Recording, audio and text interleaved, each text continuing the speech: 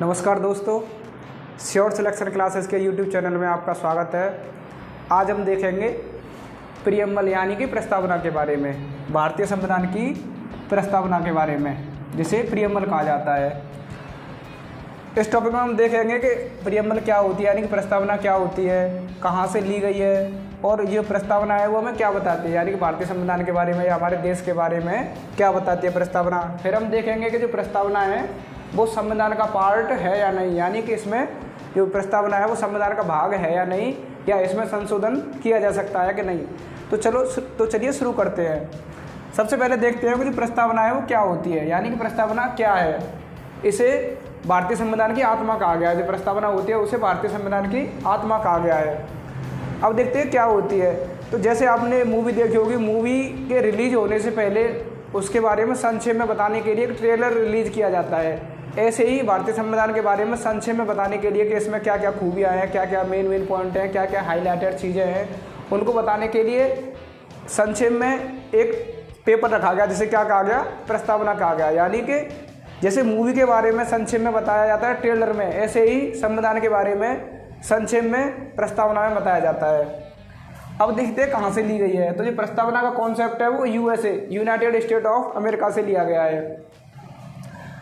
अब देखते हैं जो प्रस्तावना है वो क्या बताती है। तो प्रस्तावना बताती है हमारे देश के नेचर के बारे में, और बताती है कि जो भारत के संविधान की शक्ति है वो कहाँ पर है। भारतीय संविधान की शक्ति है वो लोगों में निहित है। यानी कि प्रस्तावना क्या कहती है, शुरू होती है प्रस्तावना तब कहती है कि हम भारत के लोग, यानी कि जो संविधान की सर्वोच्च शक्ति है वो किसमें निहित है, भारत के लोगों में निहित है। प्रस्तावना बताती है कि संविधान की सर्वोच्च शक्ति है वो किसमें निहित है, भारत के लोगों में।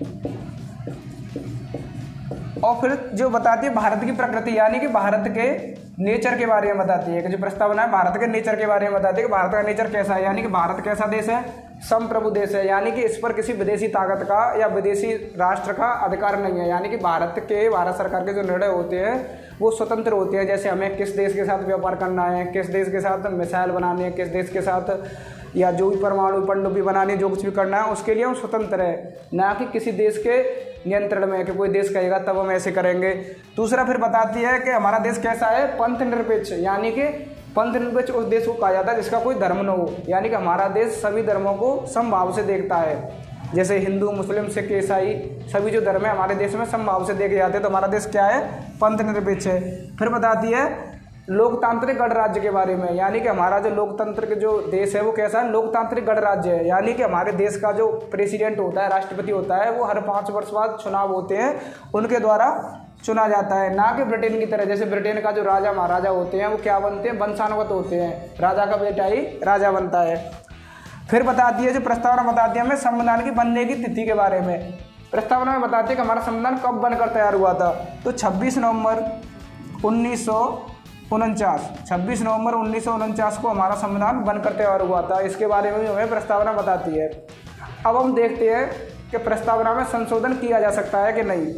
तो एक केस हुआ था 1973 में, केशवानंद भारती बनाम भारत संघ, केशवानंद भारती बनाम भारत संघ। उस केस में बताया गया था 1973 में कि प्रस्तावना संविधान का भाग है। सर्वोच्च न्यायालय ने कहा था कि जो प्रस्तावना है वो संविधान का भाग है और इसमें संशोधन किया जा सकता है। यानी क्या कहा जा रहा है कि प्रस्तावना संविधान का भाग है, इसमें संशोधन किया जा सकता है। इन्हीं सब चीज़ों को देखते हुए 42वें संविधान संशोधन 1976 में प्रस्तावना में 3 शब्द जोड़े गए।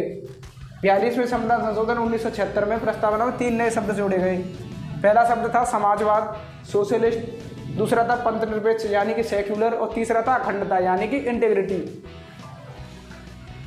आशा करता हूँ आपको ये टॉपिक अच्छे से समझ में आया होगा। Thank you.